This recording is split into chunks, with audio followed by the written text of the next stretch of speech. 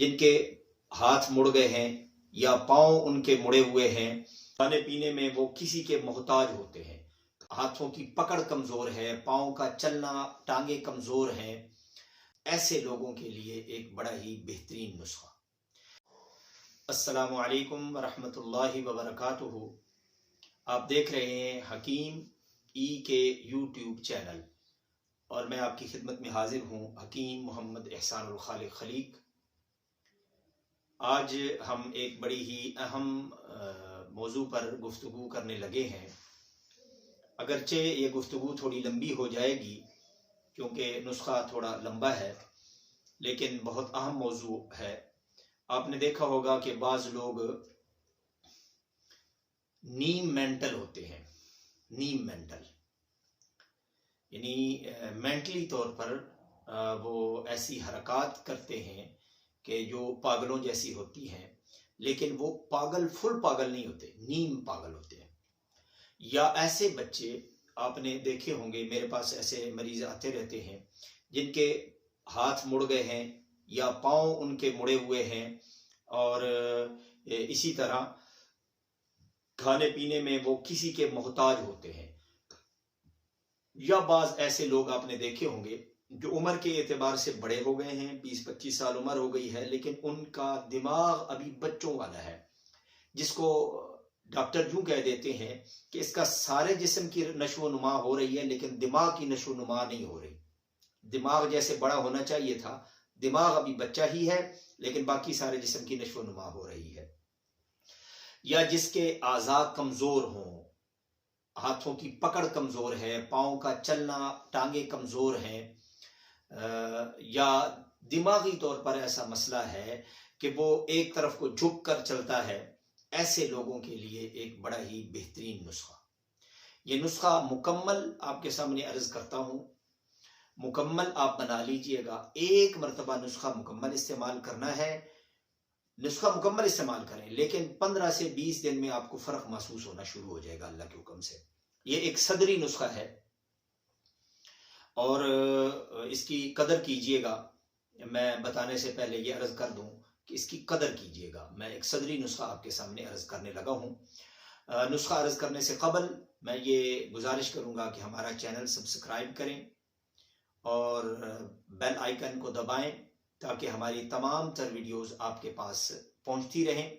और लाइक भी कर दें, कमेंट्स भी किया करें अगर इसके अंदर आप कोई गलती देखें या इसके अंदर आप कोई हमारी इस्लाह करना चाहें या आप किसी मौजू पर हमें चाहते हैं कि हम वीडियो बनाएं, तो आप कमेंट्स में हमें बताया करें। इससे हमारी हौसला अफजाई होती है और मज़ीद अच्छी चीज़ें आपके सामने इंशाल्लाह हम पेश कर सकेंगे। तो आइए नुस्खे की तरफ चलते हैं। नुस्खे में चंद चीज़ें आप नोट फरमा लें। आपने 1 पाव मगज़ अखरोट लेने हैं, 1 पाव मगज़ अखरोट, 1 पाव चहार मगज़, 4 मगज़ जिसको कहते हैं चहार मगज़, और 1 पाव बादाम मगज़। बादाम मगज़ में ये कीजिएगा कि बादाम मगज़ ऐसे लेने जो खुद आप तोड़ के मगज़ निकालें, निकले हुए नहीं लेने। और 1 पाव चलगोज़े, 1 पाव पिस्ता। ये 5 चीजें 1-1 पाव लेनी है। दोबारा मैं अर्ज कर देता हूं, अखरोट, बादाम, 4 मगज़, चलगोज़ा और पिस्ता, ये 5 चीजें आपने 1-1 पाव ले लेनी है। और आपने 1.25 किलो चीनी लेनी है, 1.25 किलो यानी 1 किलो 1 पाव चीनी लेनी है। 5 पाव जिसको कहते हैं चीनी ले लेनी है। 6 चीजें होगी। 7वीं चीज है आपने हस्बे जरूरत सूजी ले लेनी है, सूजी जिसका हलवा बनता है, सूजी ले लेनी है। कितनी होगी? 7 चीजें। 8वीं चीज आपने जो इसका असल और इसका जो मेन इसका जुज है इस नुस्खे का, वो आपने लेना है 7 अदद।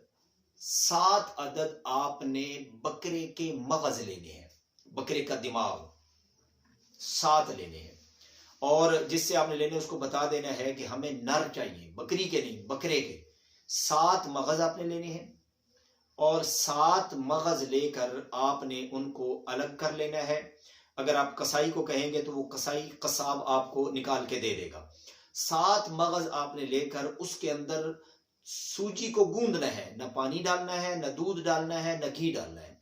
आपने सूजी को गूंदना है, सूजी जितनी गूंदी जाए, इसीलिए मैंने सूजी के बारे में हस्बे जरूरत कहा। सूजी जितनी गूंदी जाए इतना आप जो है वो उसको गूंद लें।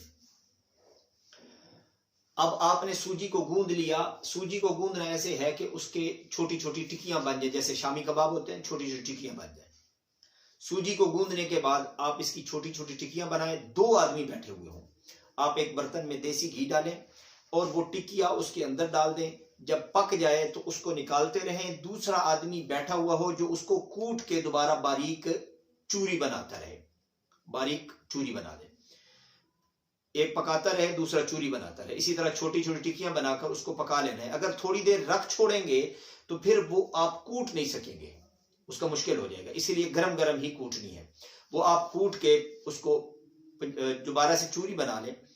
अब ये जो 5 चीजें, 5 मगज मैंने बतलाए थे, ये 5 मगज पीस के आपने पहले रखे हुए हैं।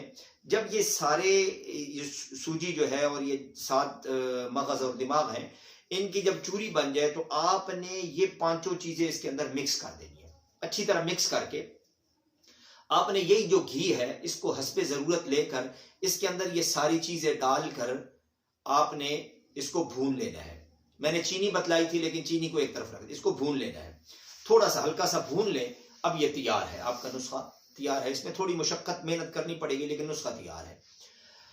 अब ऐसा करें कि मरीज को देखें। मरीज मीठा पसंद करता है तो आप थोड़ा सा शीरा सा बना लें मीठा, और उसके अंदर मिक्स करके 2 चम्मच इस दवाई के उस शीरे के अंदर मिक्स करके उसको मीठा खिला दें।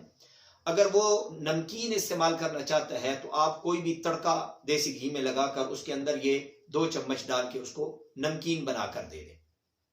ये नुस्खा सुबह और शाम को दें। असर के वक्त सुबह 2 चम्मच दें और उसके बाद उसको 1 कप चाय दें। इसी तरह उसको असर के वक्त दें, 1 कप चाय दें। 15-20 दिनों में आपको फर्क महसूस हो जाएगा। लेकिन ये पूरा एक नुस्खा उसको इस्तेमाल करवाना है। इंशाल्लाह मेरा तजर्बा ये है, मैंने बहुत सारे लोगों को बतलाया है कि नीम मेंटल जो आदमी है, अल्लाह रब्बुल इज्जत ने उसको शिफा दी है। जिनके पांव टेढ़े थे, एक दफा हम सिंध के इलाके में थे तो वहां पर एक बच्चे को मैंने देखा, तो मैंने उसके बाप को बुलाया, उसको कहा कि ये इसको जो है ना बनाकर ये नुस्खा इस्तेमाल करवाएं। तो 22 या 25 दिन के बाद उसने मुझे फोन किया। उसने कहा कि अल्हम्दुलिल्लाह 50% बेहतरी आ गई है। तो आप इसको इस्तेमाल करें और दुआओं में मुझ समेत पूरी उम्मत को याद रखें। किसी आदमी को आप देखें तो आप उसको ये बताएं, मैं फी सबीलिल्लाह बतला रहा हूं, आप उसको बताएं। और अगर आप, बेहतर ये है कि इस वीडियो को ज्यादा से ज्यादा शेयर करें ताकि ज्यादा से ज्यादा लोगों तक ये नुस्खा पहुंचे और लोग जो है इससे फायदा हासिल करें। दुआओं में सारी उम्मत को याद रखें ताकि अल्लाह ताला सबको जो है वो इस किस्म के तमाम अमराज से अल्लाह ताला सबको महफूज फरमाए और जो बीमार हैं उनको सेहत कामिला आजिला मुस्तमिर्रा नसीब फरमाए। दुआओं में याद रखिएगा। अस्सलामु अलैकुम रहमतुल्लाहि व बरकातुहू।